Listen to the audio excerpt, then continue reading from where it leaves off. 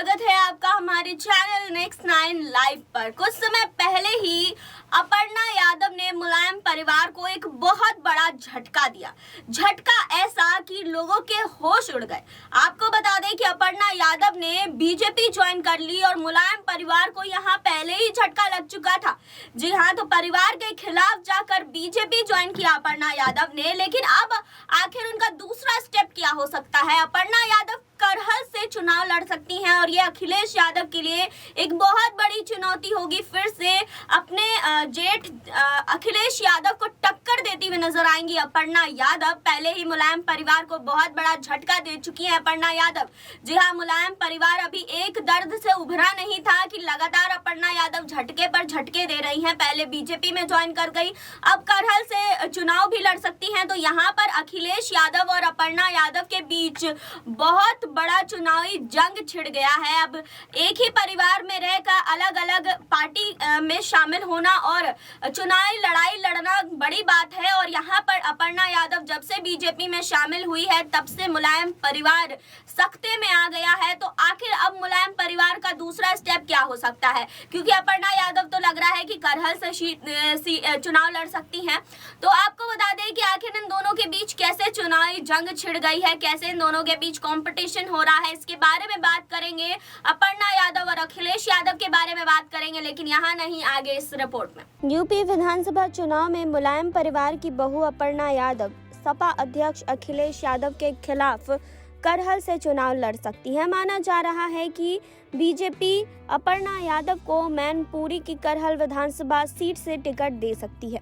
अखिलेश यादव ने भी इसी सीट से चुनाव मैदान में उतरने का ऐलान किया है। उधर बीजेपी में शामिल होने के बाद अपर्णा यादव ने भी संकेत दिए कि पार्टी जो फैसला करेगा वो मानने के लिए तैयार है। राजनीति में कई निर्णय चुनावी हार जीत के अलावा माहौल बनाने के लिए लिए जाते हैं। चुनावी दाव पेच में नेताओं के पार्टी छोड़ने और ज्वाइन करने से राजनीतिक माहौल बनता और बिगड़ता भी है।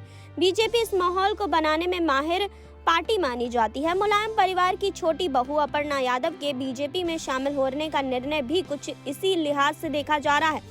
अपर्णा यादव ने बीजेपी ज्वाइन की तो संदेश की कोशिश की गई कि मुलायम परिवार में फूट है। इस कड़ी में अखिलेश यादव आज करहल में अपना नामांकन दाखिल करेंगे। बीजेपी ने करहल से अपने प्रत्याशी की घोषणा नहीं की है। अब चर्चा है कि बीजेपी अपर्णा यादव को करहल से चुनाव लड़ा सकती है। अपर्णा यादव करहल सीट से चुनाव लड़ती हैं तो चुनाव बहुत दिलचस्प होगा। मुलायम परिवार के विरासत वाली सीट मैनपुरी पर अपर्णा यादव के लिए चुनाव लड़ना तो आसान नहीं होगा, लेकिन दिलचस्प जरूर होगा। अपर्णा यादव का भले ही करहल में मुलायम परिवार की बहू होने के अलावा कोई दूसरा रिश्ता ना रहा हो, सामाजिक और राजनीतिक तौर पर करहल में सक्रिय ना रही हो, लेकिन चुनावी माहौल में संदेश देने की कोशिश में माहिर बीजेपी ये दांव खेल सकती है। अपर्णा यादव के करहल से चुनाव लड़ने को लेकर फिलहाल आधिकारिक तौर पर निर्णय होना बाकी है, लेकिन अपर्णा यादव ने इतना जरूर कहा है कि चुनाव लड़ना है, नहीं लड़ना है, कहां से लड़ना है वो पार्टी तय करेगी। पार्टी का जो निर्णय होगा वो उनके लिए मान्य होगा। जी हां, आपको बता दें कि अपर्णा यादव बीजेपी में शामिल होने के बाद बहुत ज्यादा चर्चा में है। यूपी विधानसभा चुनाव से पहले बीजेपी में शामिल होकर मुलायम सिंह यादव की बहू अपर्णा यादव ने समाजवादी पार्टी को बड़ा झटका दिया। अपर्णा यादव ने बीजेपी में शामिल होने के बाद मुलायम सिंह यादव के आशीर्वाद लेते हुए एक फोटो सोशल मीडिया पर भी शेयर की थी। अब अपर्णा यादव ने एक खास बातचीत में बताया कि आखिर मुलायम सिंह यादव ने बीजेपी में शामिल होने के बाद उन्हें क्या आशीर्वाद दिया।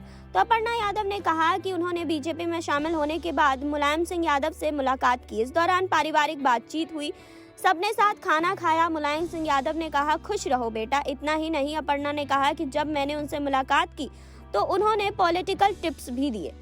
बीजेपी में शामिल होने को लेकर उन्होंने कहा कि आनंद लो, हम इस बारे में बात करेंगे। वहीं आपको बता दें कि आखिर अमित शाह और अखिलेश यादव के बारे में अपर्णा ने क्या कहा। अमित शाह से मुलाकात को लेकर अपर्णा ने कहा कि कुछ मुद्दों पर बात हुई है, इसे मैं यहाँ नहीं बता सकती, वो मेरे सीनियर हैं, उन्होंने मुझे बधाई दी है।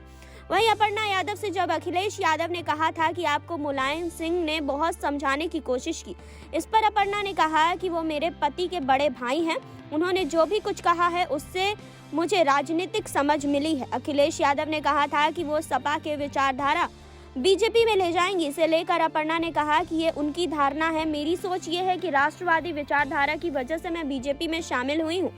वहीं अपर्णा ने कहा कि बीजेपी जो भी फैसला करेगी मैं जिम्मेदारी निभाने के लिए हर तरीके से तैयार हूँ।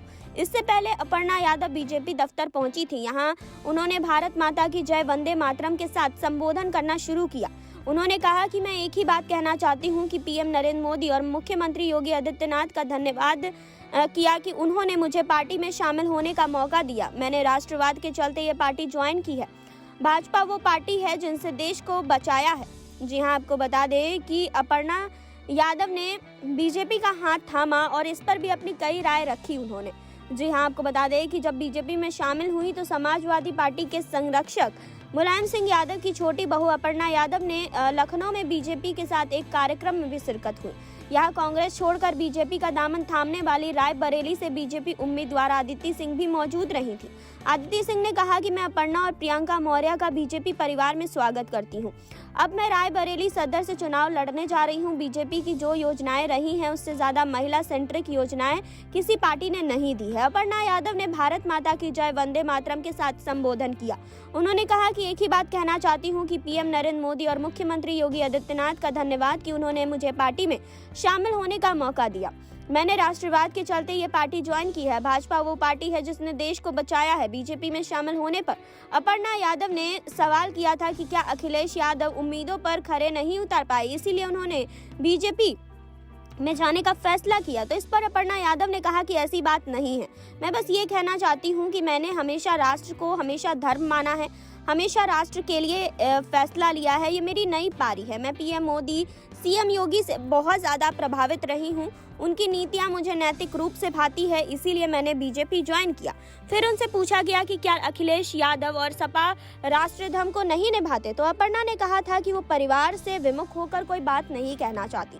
उन्होंने कहा कि मेरा निजी विचार है कि पिछले 5 सालों में जिस तरह से प्रदेश में सीएम योगी ने काम किया है, जितनी स्कीम आई है वो प्रभावशाली है।